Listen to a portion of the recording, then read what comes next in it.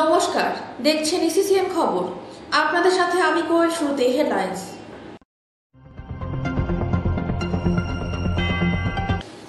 অগ্নিকাণ্ডে সর্বশান্ত হলেন মায়া কানু, খবর নিলেন না জনপ্রতিনিধি।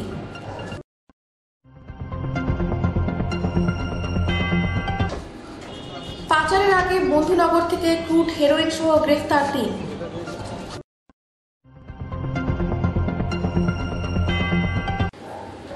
ছাদের ফল সিলিং কেটে দোকানে দুঃসাহসিক চুরি, ঘটনা তদন্তে পুলিশ। আসছি বিস্তারিত খবরে। অগ্নিকাণ্ডে সর্বশান্ত হলেন মায়া কানু, খবর নিলেন না জনপ্রতিনিধি। রবিবার গভীর রাত আনুমানিক 12:30 নাগাদ অগ্নিকাণ্ডের ঘটনা ঘটে ময়নাগুড়ি ব্লকের জলপেশ বাজার সংলগ্ন এলাকায়। এই ঘটনায় 5টি দোকান পুড়ে ছাই হয়ে যায়। সেখানে এক ঝুপড়ির মধ্যে দিন যাপন করতেন মায়া কানু ও তার কন্যা সন্তান। অগ্নিকাণ্ডের ঘটনায় তার ঘরে থাকা 6টি ছাগল এবং নগদ টাকা পুড়ে ছাই হয়ে যায়।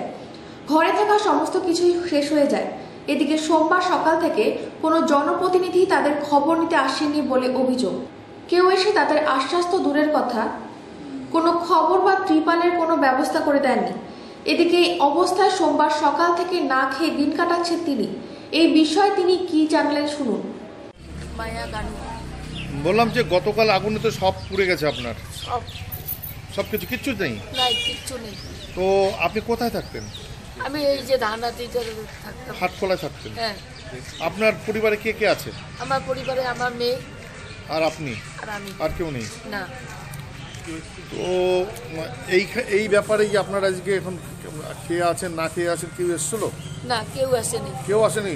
কেউ কোনো জনপ্রতিনিধি কেউই আসেনি? না। মানে কেউ খোঁজও নেয়নি? না। কোনো ত্রিপাল বা খাবার কেউ দেয়নি? কেউ দেয়নি, কেউ কিছু বলেও নেই। এখন কি না খেয়ে আছেন? হ্যাঁ।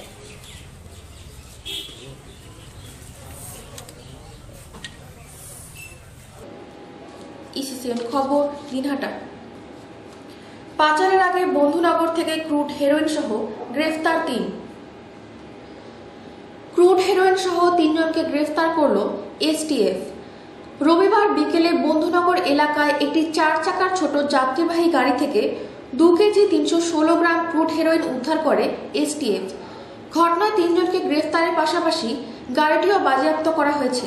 ধৃতরা হল হুগলি জেলার চুঁচুড়ার লিটন পাল এবং নদিয়া জেলার রানাঘাটের নুরুদ্দিন দফাদার ও দেবাশিস দাস। গোপন সূত্রের খবরের ভিত্তিতে রবিবার বিকেলে অভিযানে নামে রাজ্য পুলিশের স্পেশাল টাস্ক ফোর্স।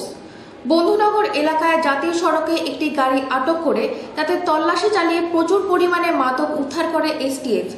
ধৃতদের জিজ্ঞাসাবাদ করে জানা গিয়েছে ওই ক্রুড হেরোইন আলিপুরদুয়ার থেকে চুনসুরায় নিয়ে যাওয়া হচ্ছিল।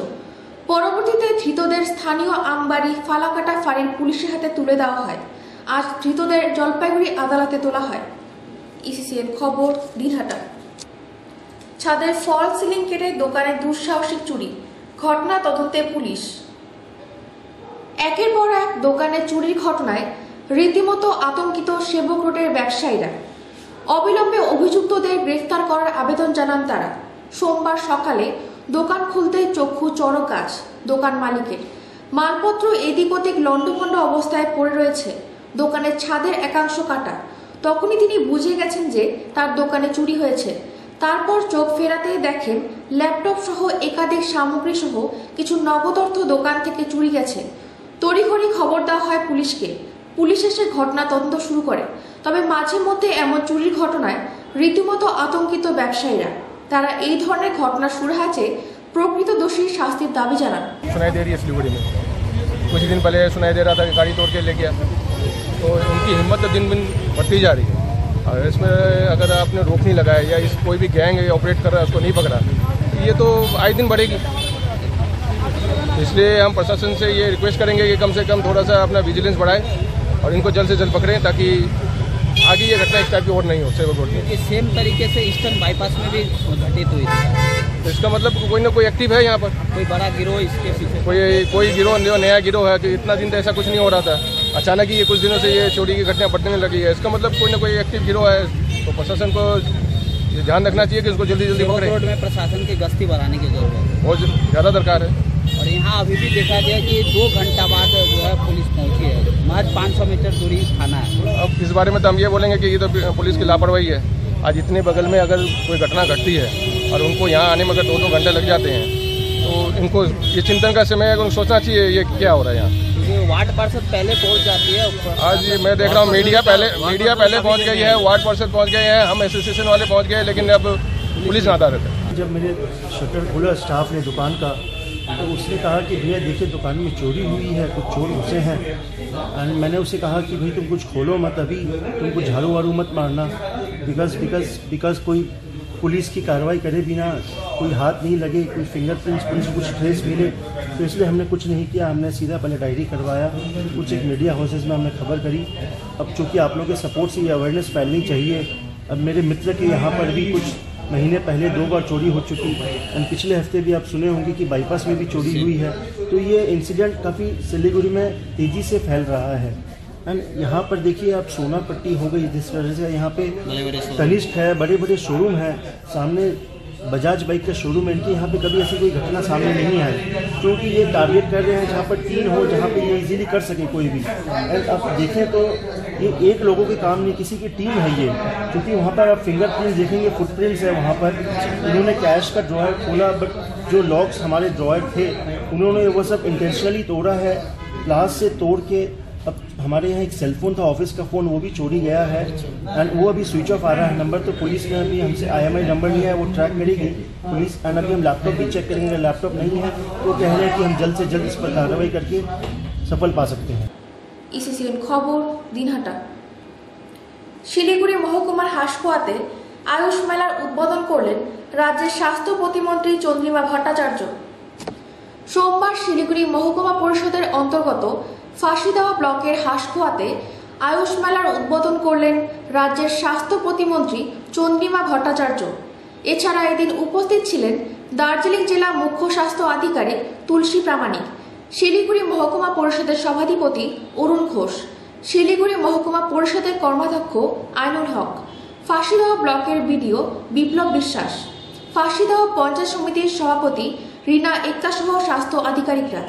এই মেলায় রাজ্যের স্বাস্থ্য প্রতিমন্ত্রী গোটা মেলা ঘুরে দেখেন এবং সাধারণ মানুষের সঙ্গেও কথা বলেন। সাংবাদিকদের মুখোমুখি হয়ে রাজ্যের স্বাস্থ্য প্রতিমন্ত্রী চন্দ্রিমা ভট্টাচার্য বলেন, আজকে এখানে এই বছরের দ্বিতীয় আয়ুষ মেলা হচ্ছে এই মহকুমায়, এবং আগে খড়িবাড়িতে হয়েছিল, এবারে এটা এখানে হচ্ছে।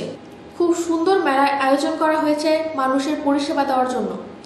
যদিও 50টির বেশি স্টল রয়েছে, মানুষ আসছেন, লাইন করে দাঁড়িয়ে রয়েছে পরিষেবা নেবার জন্য। আর এইটা সার্থকতা প্রমাণ করে স্বাস্থ্য ও পরিবার কল্যাণ দপ্তরের, এবং তার মাথায় রয়েছেন রাজ্যের মুখ্যমন্ত্রী মমতা বন্দ্যোপাধ্যায়। স্বাস্থ্য দপ্তরের সমীক্ষায় দেখা গিয়েছে যে উত্তরবঙ্গ মেডিকেল কলেজ ও হাসপাতাল পিছিয়ে রয়েছে। এই প্রসঙ্গে তিনি বলেন, যেখানে পিছিয়ে আছে সেখানে আরো ভালো করে করতে হবে, তার জন্য সমীক্ষা। আর সমীক্ষা যেসব জায়গায় ভুল আছে সেই সবকে ঠিক করা।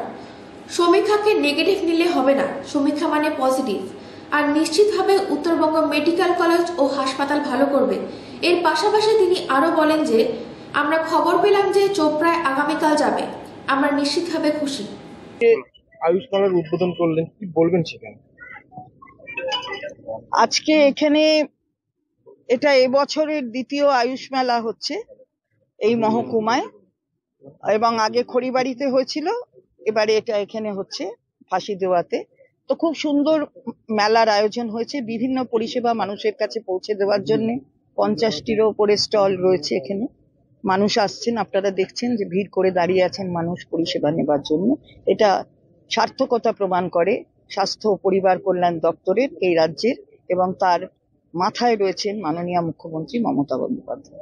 আচ্ছা, স্বাস্থ্য দপ্তরের যে সমীক্ষা প্রকাশ করা হয়েছে তাতে উত্তরবঙ্গ মেডিকেল কলেজ পিছিয়ে আছে এবং নতুন একটা মেডিকেল কলেজ সেটা এগিয়ে আছে, কি বলবেন বিষয়টা? না, যেখানে পিছিয়ে আছে সেগুলো আরো ভালো করে করতে হবে, তার জন্যই তো সমীক্ষা।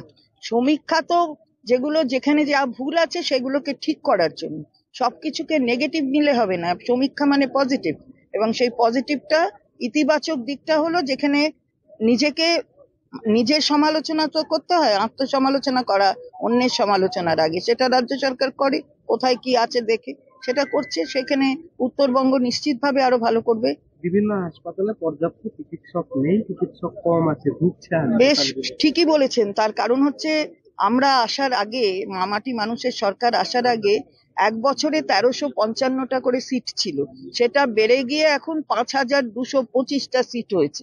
তো তাদের তো বেরোতে হবে ডাক্তার হয়ে, আর একটা সম্পূর্ণভাবে তাদের সব রকমের মানে চিকিৎসা করবার যে স্পেশালাইজেশন, সেগুলোকে করবার জন্য একটা ডাক্তারের 14 বছর লাগে। তো এখন সেটা হওয়ার সময় হয়নি।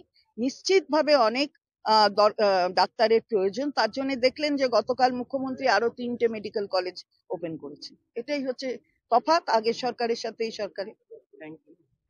দিদি আরেকটা বিষয়, আপনারা অভিযোগ করার পর রাজ্যপাল আগামীকাল যাবেন না?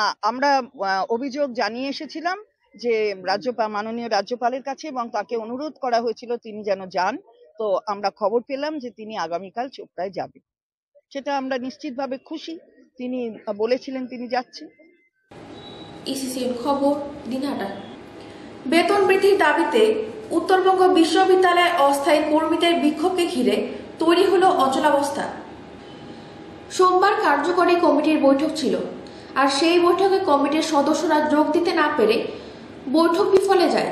অন্যদিকে 16% বেতন বৃদ্ধির দাবিতে বিশ্ববিদ্যালয় প্রশাসনিক ভবনে বিক্ষোভ দেখায় সারা ভারত তৃণমূল কংগ্রেস শিক্ষা বন্ধু সমিতি।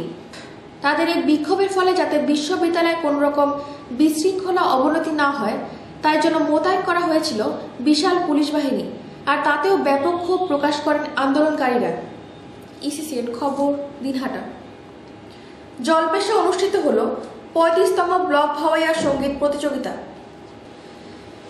সোমবার ময়নাগুড়ি ব্লকের জলপেশ মুক্ত মঞ্চে অনুষ্ঠিত হল 35তম ব্লক ভাওয়াইয়া সঙ্গীত প্রতিযোগিতা। পশ্চিমবঙ্গ সরকারের অনগ্রসর শ্রেণী কল্যাণ দফতরের আয়োজনে এবং ময়নাগুড়ি পঞ্চায়েত সমিতির পরিচালনায় ও মাধবডাঙ্গা 1 নং গ্রাম পঞ্চায়েতের ব্যবস্থাপনায় এই অনুষ্ঠানটি আয়োজন হয়। এদিনে এই অনুষ্ঠানে উপস্থিত ছিলেন ময়নাগুড়ি পৌরসভার চেয়ারম্যান অনন্ত দেব অধিকারী, ভাইস চেয়ারম্যান মনোজ রায়, ময়নাগুড়ি পঞ্চায়েত সমিতির সভাপতি কুমুদ রঞ্জন রায়, ব্লক সমষ্টি উন্নয়ন আধিকারিক প্রসঞ্জিৎ কুণ্ডু, ব্লক অনগ্রসর শ্রেণী কল্যাণ দফতরের আধিকারিক নেহা সুব্বা সহ পঞ্চায়েত সমিতির কর্মাধ্যক্ষ ও গ্রাম পঞ্চায়েত প্রধানেরা। এদিন বৈরাতি নৃত্যের মাধ্যমে অতিথি বরণ করা হয় এবং প্রদীপ প্রজ্বলনের মধ্য দিয়ে অনুষ্ঠানের সূচনা হয়। জানা গেছে, ময়নাগুড়ি ব্লকের 16টি গ্রাম পঞ্চায়েত থেকে মোট 64 জন প্রতিযোগী ব্লক ভাওয়াইয়া সঙ্গীত প্রতিযোগিতায় অংশ নেন।